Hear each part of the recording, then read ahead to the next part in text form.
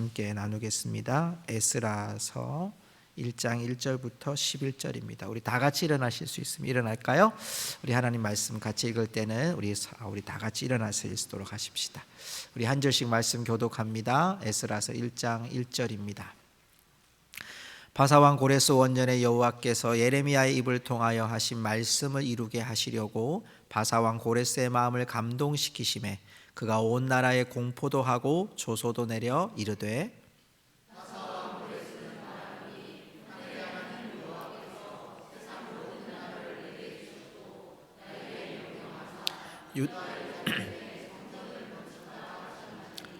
이스라엘의 하나님은 참신이시라. 너희 중에 그의 백성 된 자는 다 유다 예루살렘으로 올라가서 이스라엘의 하나님 여호와의 성전을 건축하라. 그는 예루살렘에 계신 하나님이시라.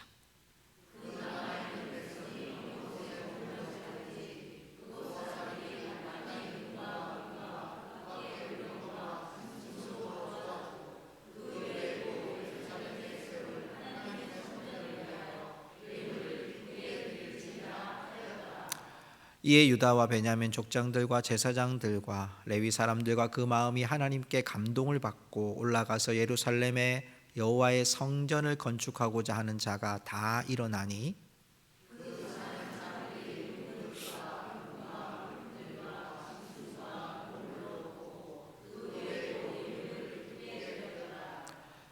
고레스 왕이 또 여호와의 성전 그릇을 꺼내니 옛적에 느부갓네살이 예루살렘에서 옮겨다가 자기 신들의 신당에 두었던 것이라.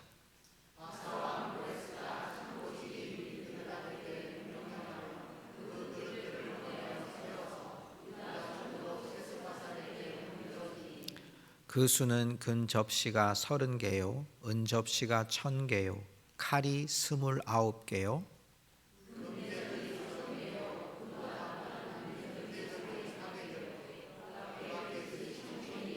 우리 같이 11절 읽습니다.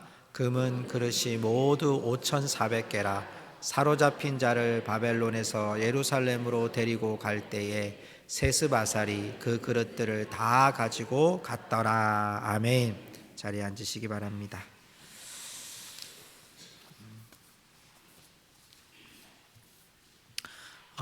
여러분에게 하나의 사진 한 장을 띄우면서 오늘 말씀을 시작하고 싶은데 여러분 저기에 제가 에즈베리 부흥운동이라고 이름을 명명한 그림입니다. 사람들이 상당히 많죠. 지금 전 세계에서 이 에즈베리 대학교 안에 있는 이 예배를 집중하고 있습니다. 왜냐하면 2월 8일에 한 채플에서 외부 강사가 오셔가지고 말씀을 전했습니다. 우리가 아는 굉장히 유명한 강사도 아니고요. 인근에 있는 그런 목사님이세요. 목사님이 말씀을 전하다가 마지막에 이런 말씀을 하셨어요. 하나님의 사랑을 배우기 전에는 여기를 떠나지 말라. 하나님의 사랑을 배우기 전에는 여기서 떠나지 말라라는 말씀을 전하셨어요. 그리고 그 말씀을 받은 채플 시간에 이제 기독교 대학교에는 예배 시간이 항상 있습니다. 그 기독교 대학 안에 있는 예배 시간에서 이 말씀을 전하셨는데 청년들 20명, 30명이 우리가 그리스도의 사랑을 배우기 전에는 떠나지 않기로 작정하는 마음으로 20명, 30명이 기도하기 시작하셨습니다. 그 얘기를 들은 사람들이 모이기 시작하고 정말 성령의 마음을 가지고 내가 하나님 앞에 하나님의 사랑을 배워야 되겠다고 하는 청년들이 수업을 들어갔다가 1명, 2명씩 나오기 시작했어요.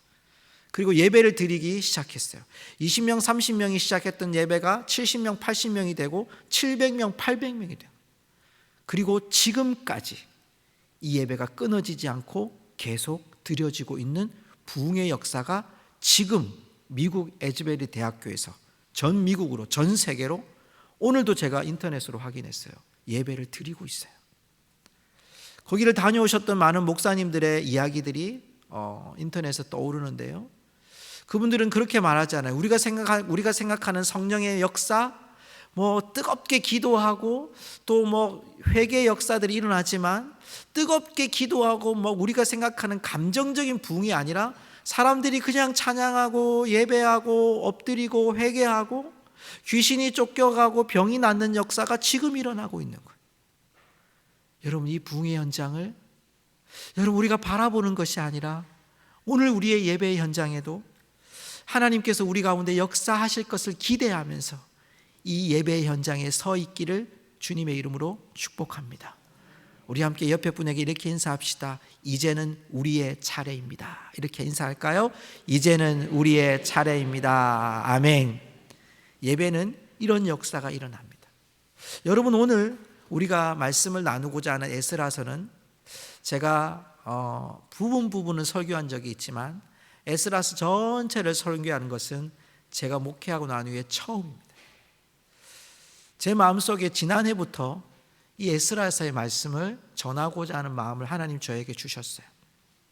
그래서 제가 언제부터 할까요? 했는데 하나님이 1월달, 2월달에는 빌립보서를 통해서 하나님 저에게 기쁨에 대한 말씀을 하셨어요.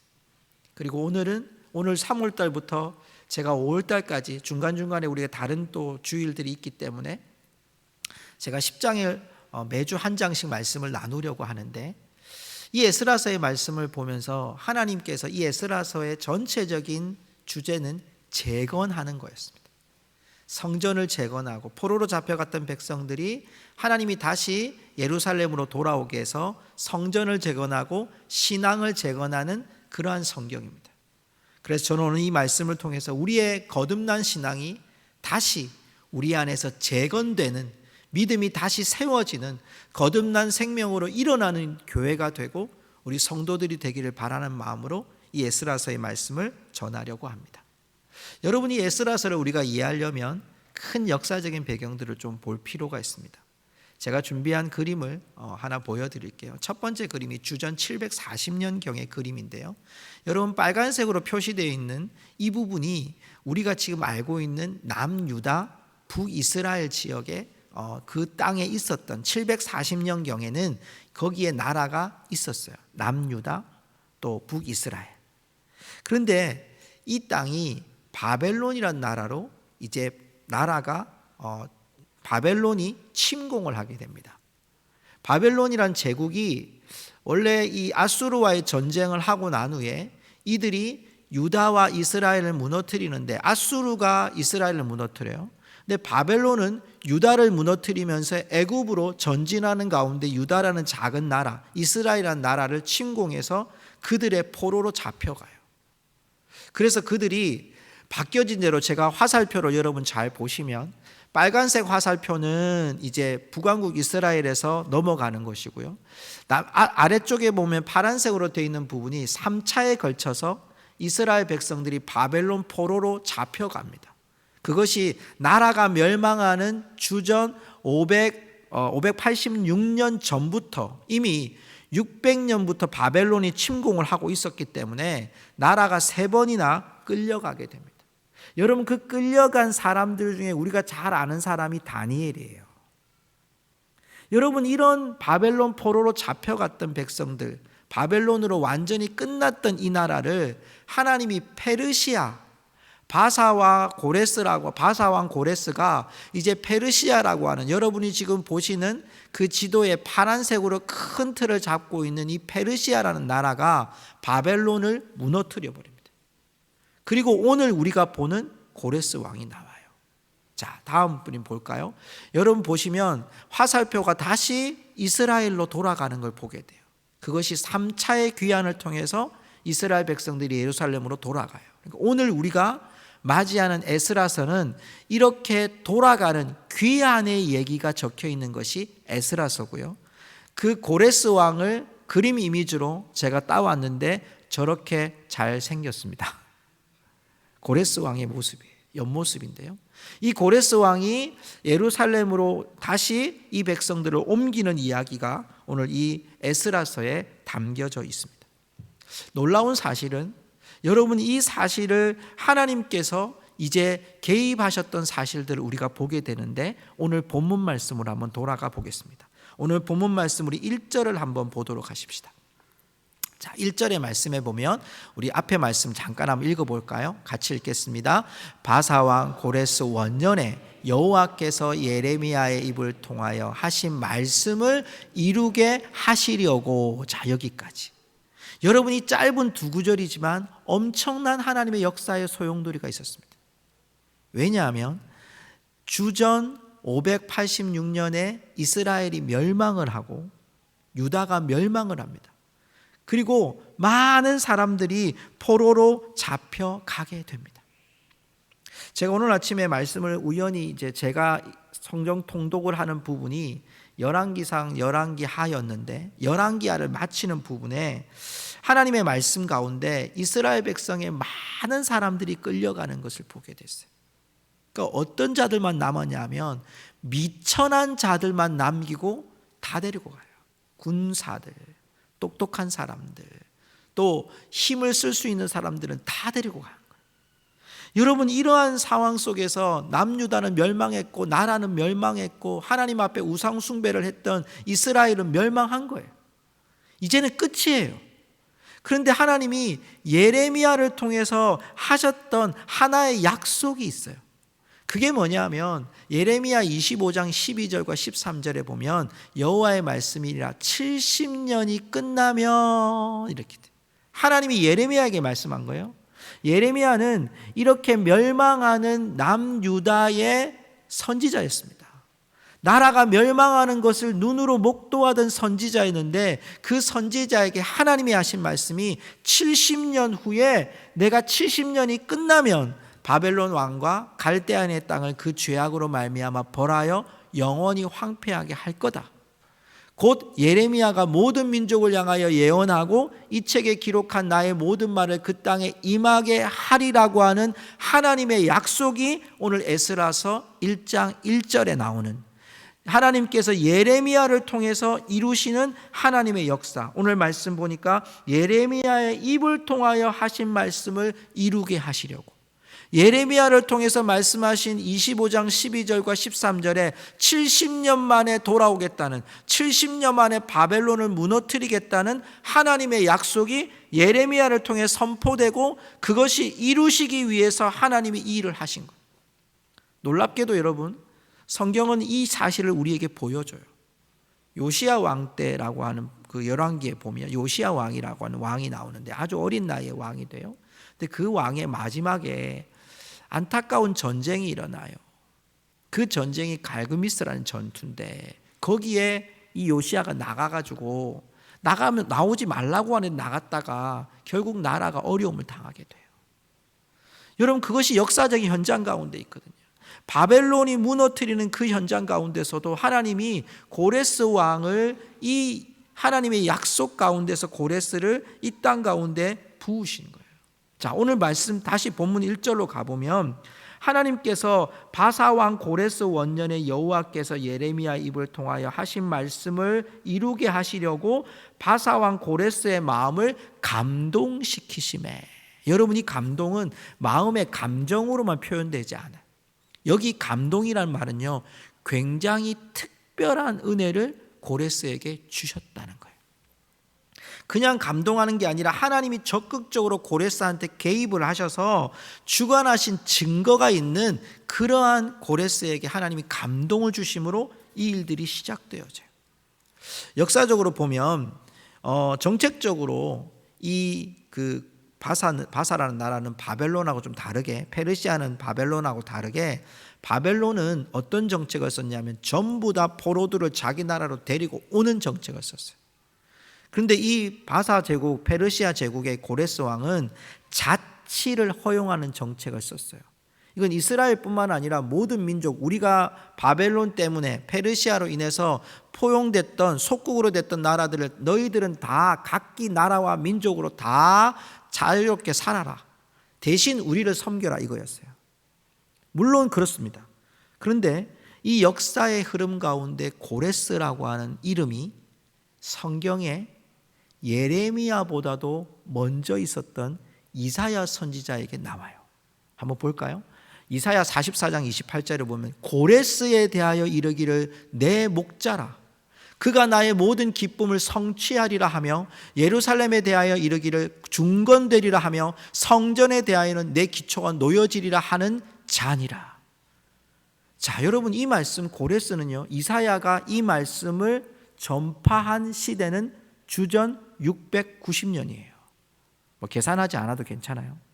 그리고 오늘 고레스 왕이 칙령을 내려서 이스라엘 민족을, 너희들 유대인들을 다시 너희들 땅으로 돌아가라고 명령을 내린 게 주전 536년이에요. 자, 그러면 약 150년, 160년 전에 하나님이 이사야에게 고레스란 이름을 명확하게 가르치셨어요. 그리고 160년 후에 하나님이 고레스라는 왕을 통해서 이 칙령을 내리게 하세요. 우연일까요? 여러분, 자치적인 허용을 한 것이 단순히 고레스의 정책으로만 끝나지 않아요. 하나님께서 그들의 마음을, 그의 마음을 감동시키셨고, 하나님께서 적극적으로 삶을 개입하셨고, 그 가운데 고레스 왕에게 이건 하나님이 하신 일이라고 고백하면서 이 일을 시작하게 되고 유대인 백성들을 자기 나라로 돌아가게 하고 성전 지으라고 하신 거예요. 이사야를 통해 말씀하시고 예레미야를 통해 말씀하시고 하나님이 이 에스라를 통해서 엄청난 말씀을 하시는 거예요. 더더욱 놀라운 것은 이 바사 왕이 2절과 3절에 고레스가요, 하나님을 이렇게 고백해요. 2절 말씀에 보면 하늘의 하나님 여호와께서, 3절에는 이스라엘의 하나님은 참 신이시다 이렇게 돼 있어요. 제가 말씀을 찾아보다가 하늘의 하나님, 2절에 보면 하늘의 하나님이라는 표현을 나와요. 이 하늘의 하나님이라는 표현을 보면서 제가요, 진짜 고레스에게 하나님이 적극적으로 개입하셨구나를 깨달았어요. 이게 히브리어로 보면요, 엘로의 핫삼마임이라는 뜻인데요, 이 하나님은 최고의 신이다라는 표현이에요. 모든 신 중에 하나가 아니라 최고의 신이 엘로의 핫삼마임이라는 뜻이에요. 우리의 하나님, 내가 지금 말하는 너희의 하나님, 하늘의 하나님, 최고의 하나님, 3절의 말씀처럼 이스라엘의 하나님은 참 신이라고 할 때 이 신이라는 고백은 최고의 신을 말하는 거예요. 바사왕 고레스가 이미 그는 최고의 하나님에 대한 경험과 최고의 하나님의 적극적인 지시 가운데 그가 오늘 세상 모든 나라를 나한테 주셨다, 나에게 명령하셨다, 성전을 건축하도록 하셨다는 거예요. 성도 여러분, 이 말씀은 하나님의 적극적인 개입이 고레스에게 있었음을 증명하는 일입니다. 역사적으로 증명하시고 고레스에게 증명하고 고레스의 말을 통해서 증명하시고 하나님이 감동케 하심으로 여러분, 이스라엘 백성들이 다시 예루살렘으로 돌아간 줄로 믿습니다. 성도 여러분, 이스라엘 공동체를 재건하시려는 하나님의 뜻은 무려 50년이 넘는 시간, 아니 160년이 넘는 시간 동안 하나님이 마치 반세기를 넘어 이스라엘 백성이 포로로 잡혀올 때 70년은 정말 무의미한 시간이었어요. 하나님이 말씀하시는 70년이 이루어질 수 있을까? 그런데 그 50년이 지난 후에 하나님은 그 속에 역사하시고 나라를 주관하고 민족을 주관하고 하나님 고레스를 주관하셔서 하나님이 그 일들을 하게 하시고 하나님이 주관하셔서 하나님이 이 땅을 재건하시는 모습을 보게 되는 겁니다. 성도 여러분, 우리의 삶에 개입하시는 주님을 만나실 수 있기를 주님의 이름으로 축원합니다. 주님을 보셔야 됩니다. 주님이 일하심을 보셔야 됩니다.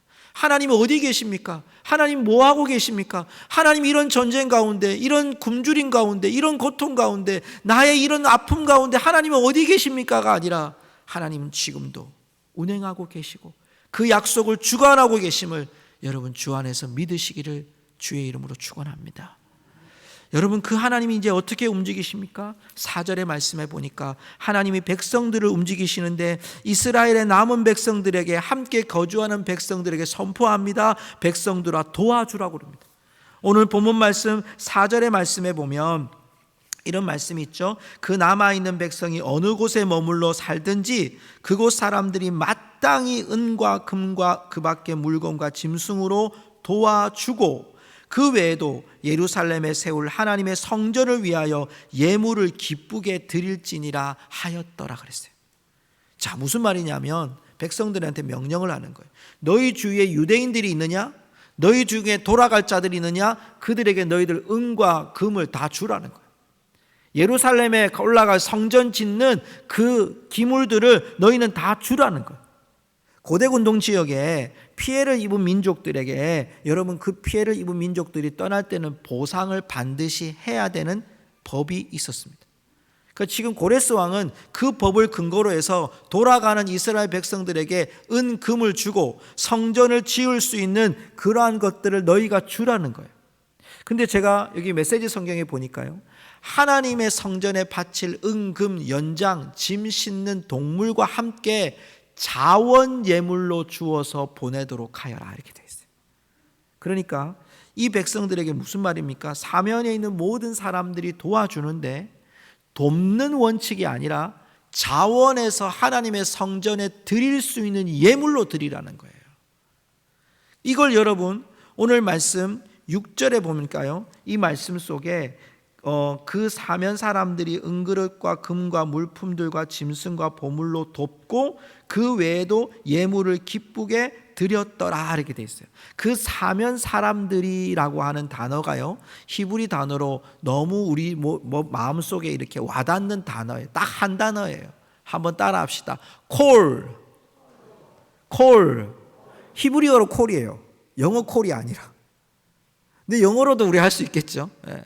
그 말이잖아요. 너희들 예물을 드려라. 자원 예물을 드려라. 그들 떠날 때 그들에게 은금, 동물도 주고 기물도 줘라. 콜 이렇게. 모든 사람들이 다 오케이. 우리가 드리겠습니다. 라고 해서 그 기물을 들고 이들이 간 거예요. 하나님이 고레스의 마음을 감동시켜 줍니다.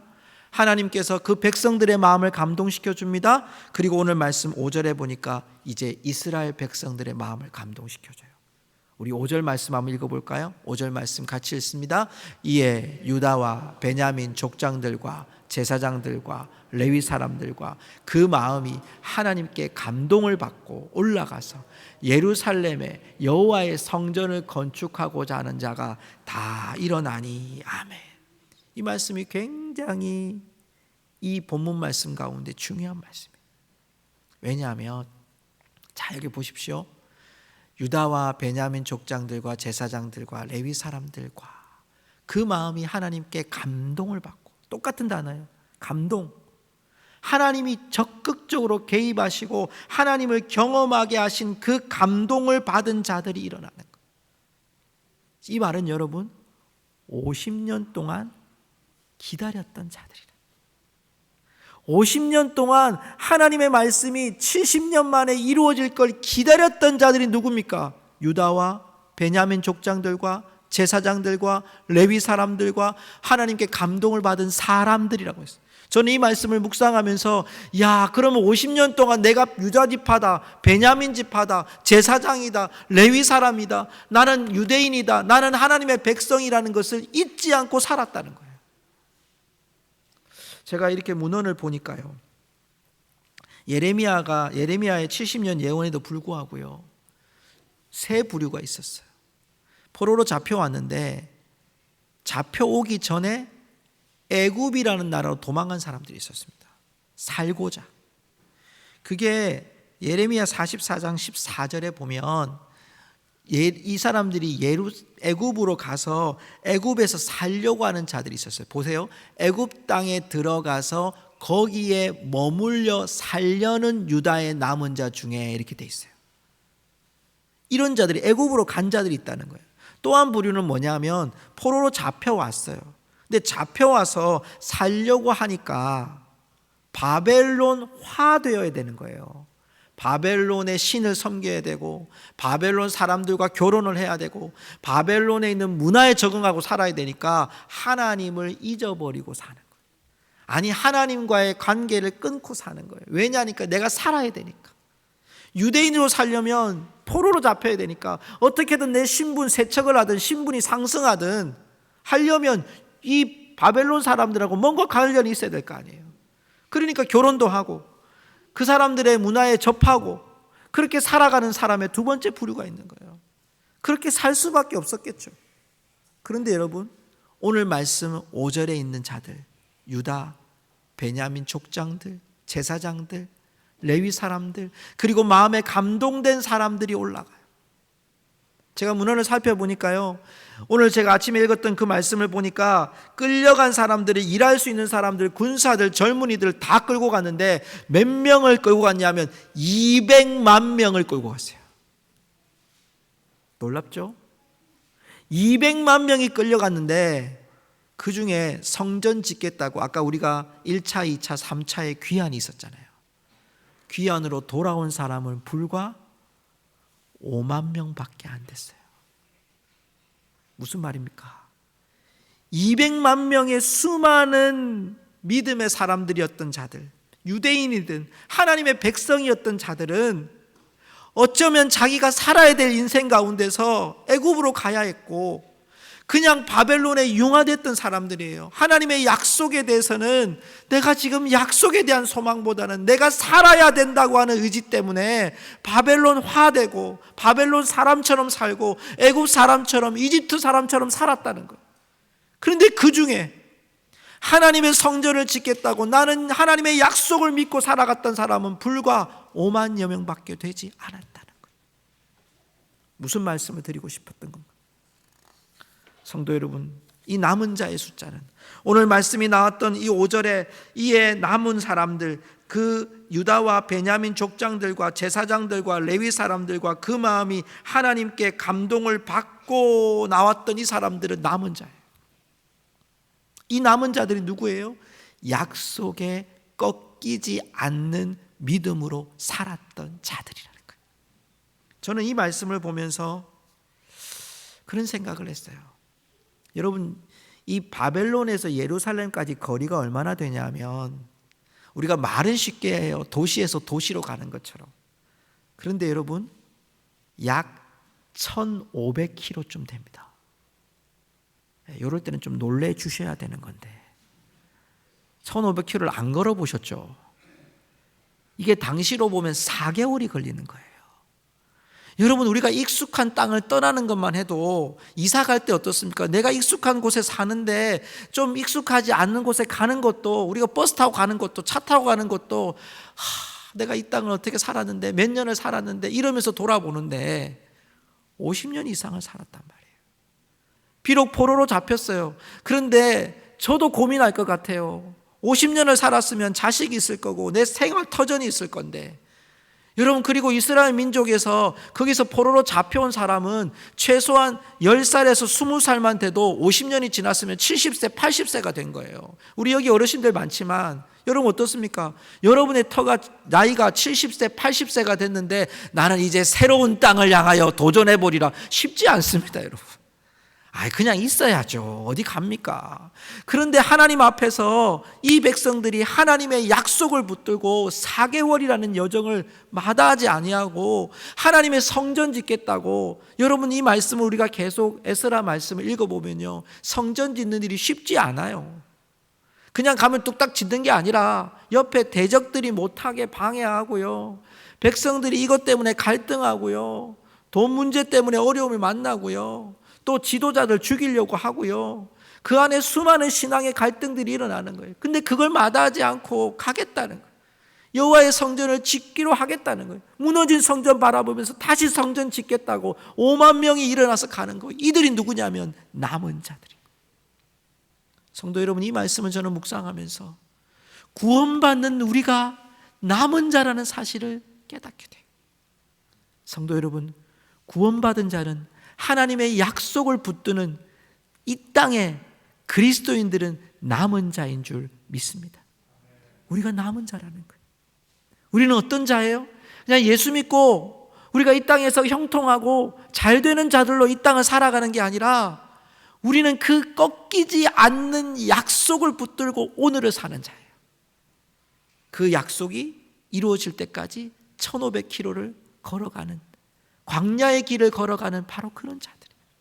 성전이 지어질 때까지 70년이란 약속이 이루어질 때까지 이 백성들은 그 꺾이지 않은 약속을 때문에 하나님의 그 약속을 붙들고 나아갔던 자들이 바로 오늘 여기에 나오는 남은 자들이에요.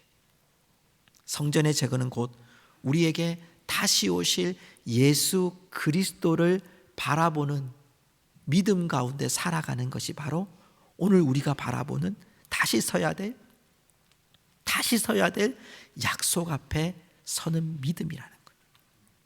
성도 여러분, 말씀을 맺으면서 나는 남은 자인가를 고민하게 됩니다. 여러분, 우리의 남은 자라고 하는 것은 지금도 우리는 그 남은 자의 믿음으로 오실 메시아를 바라보는 자예요. 그렇다면 오실 메시아를 바라보는 자들이라면 오늘 우리는 어디에 서 있어야 된다는 거예요. 우리가 지금 구원받은 하나님의 백성으로 다시 서야 될 것은, 다시 우리의 믿음 가운데 재건해야 될 것은 다른 것이 아니라 제일 먼저 하나님의 약속 앞에 서야 한다는 것입니다. 지난 금요일에 제가 성도님과 함께 찬양을 나누면서 하나님은 늘 옳습니다 라는 찬양을 함께 드렸습니다. 오늘도 말씀 마치고 제가 이 찬양을 같이 드리고 싶은데, 그 가사에 보면 내 마음속에 새겨진 변함없는 그 진리, 내 마음속에 새겨진 변함없는 그 진리. 여러분, 우리가 사는 이유가 예수 그리스도 구원이라고 하는, 예수 그리스도 이름이라고 하는 그 진리로 우리가 오늘을 사는 줄 믿습니다. 믿습니다. 그 진리로 사는 것이 우리가 지금 살아가야 될, 아니 살아내야 될 유일한 이유입니다. 형통하지 못해도, 부유하지 못해도, 가지지 못해도, 풍성하지 못해도, 성도 여러분, 예수 그리스도의 변함없는 그 진리, 꺾이지 않은 다시 오실 마지막 약속을 향하여 오늘을 살아가는 믿음의 사람들 되셔서 우리 모두가 우리의 믿음이 다시 세워지는 은혜가 있기를 주님의 이름으로 축원합니다. 우리 찬양하고 주님 앞에 나아가면 좋겠습니다.